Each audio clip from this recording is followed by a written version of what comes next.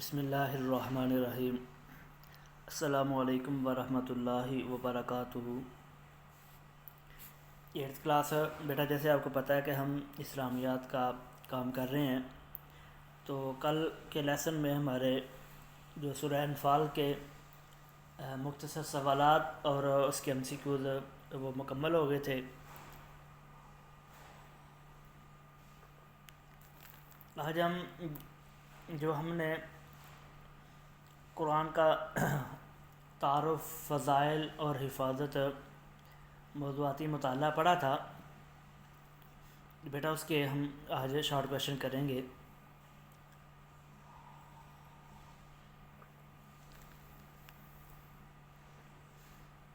اس کا پہلا سوال ہے، اللہ تعالیٰ نے انسان کی جسمانی اور فطری ضروریات پوری کرنے کا کیا اہتمام کیا؟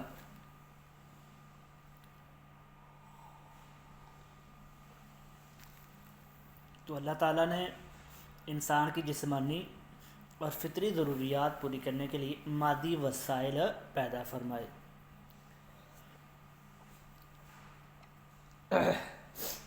دوسرا سوال ہے بیٹا، اللہ تعالیٰ نے انسان کی روحانی ضروریات پوری کرنے کے لیے کیا اہتمام کیا؟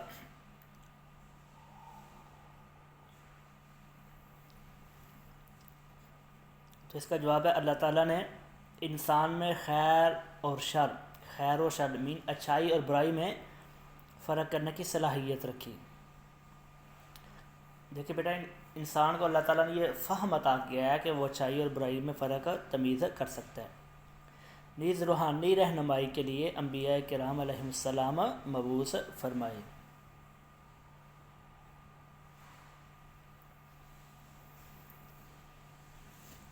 یہ اگلا سوال ہے، قرآن کریم کے ساتھ سابقہ آسمانی کتب کا کیا تعلق ہے؟ تو قرآن کریم سابقہ آسمانی کتابوں کی تصدیق کرنے والا اور ان کا محافظ و نگہبان ہے۔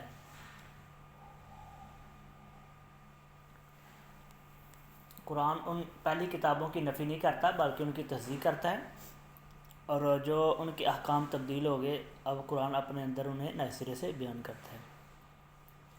جی بیٹا، اگلا سوال، قرآن کریم کے سابقہ آسمانی کتب کے نگہبان ہونے سے کیا مراد ہے؟ تو لوگوں نے سابقہ آسمانی کتب میں بیان کردہ عقائد اور تعلیمات میں اپنی مرضی کے مطابق تبدیلیاں کر دی تھیں، تو قرآن کریم نے ان کتابوں کی اصل تعلیمات کو اثر نو بیان کر کے اثر نو میں نئے سرے سے بیان کیا، اپنے اندر محفوظ کر لیا ہے۔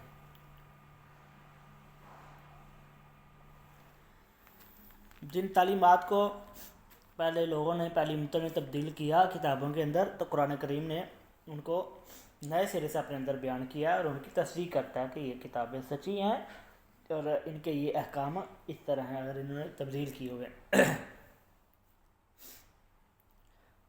یہ بیٹا اگلا سوال ہے، حضور صلی اللہ علیہ وسلم نے قرآن کریم کو کیسے محفوظ کیا؟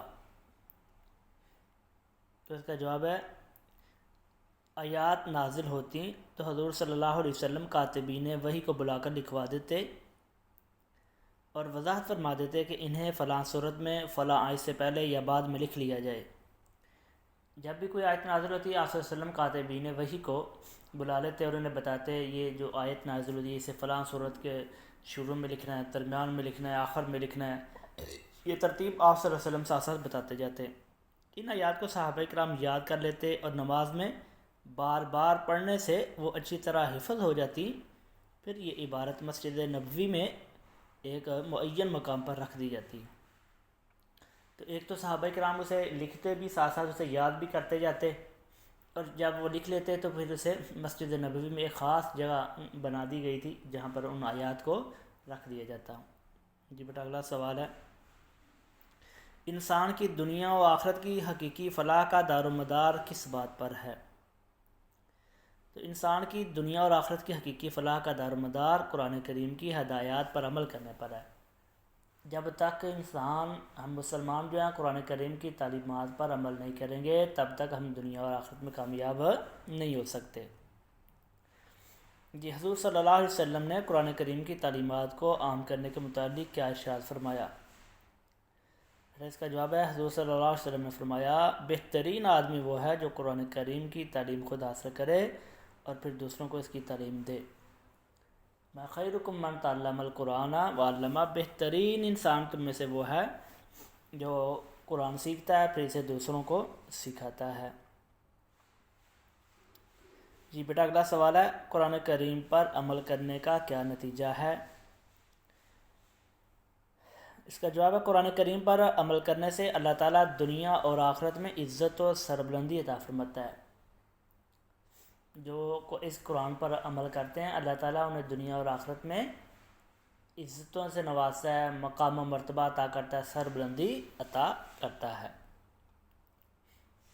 اس حدیث کا کیا مفہوم ہے کہ اللہ تعالیٰ اس کتاب کے ذریعے بہت سی قوموں کو اٹھائے گا اور بہت سی قوموں کو گرائے گا؟ یہ آپ صلی اللہ علیہ وسلم کی حدیث ہے، تو اس کا سوال ہے کہ اس کا کیا مفہوم ہے، اس کا مطلب کیا ہوگا؟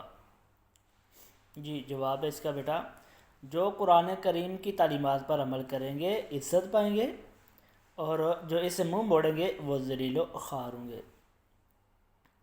ظاہر یہ اللہ کی کتاب ہے، جو اس کی ہدایت پر، جو اس کی احکامات پر عمل کریں گے اللہ تعالیٰ انہیں عزت و سربلندی سے نوازیں گے، اور جو چھوڑ دیں گے اللہ انہیں ذلیل و خوار کر دیں گے۔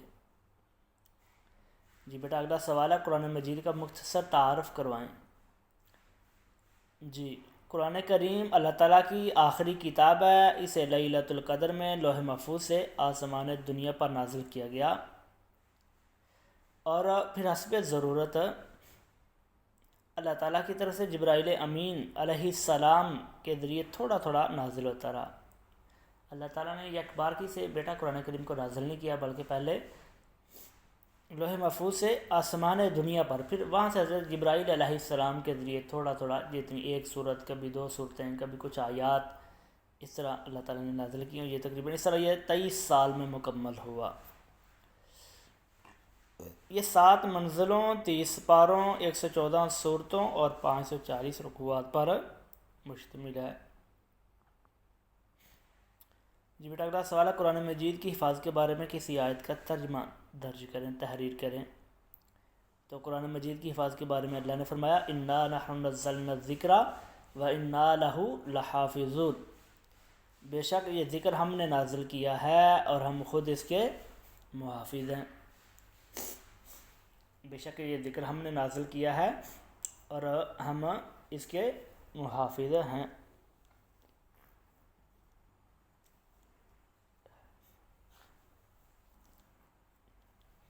یہ بیٹا آج کا آپ کا لیسن ہے، یہ 11 سوال میں نے آپ کو پڑھا دیے ہیں، یہ آپ لوگوں نے اچھی طرح یاد کرنے ہیں، باقی ہے انشاءاللہ کل کے لیسن میں۔ السلام علیکم ورحمۃ اللہ وبرکاتہ۔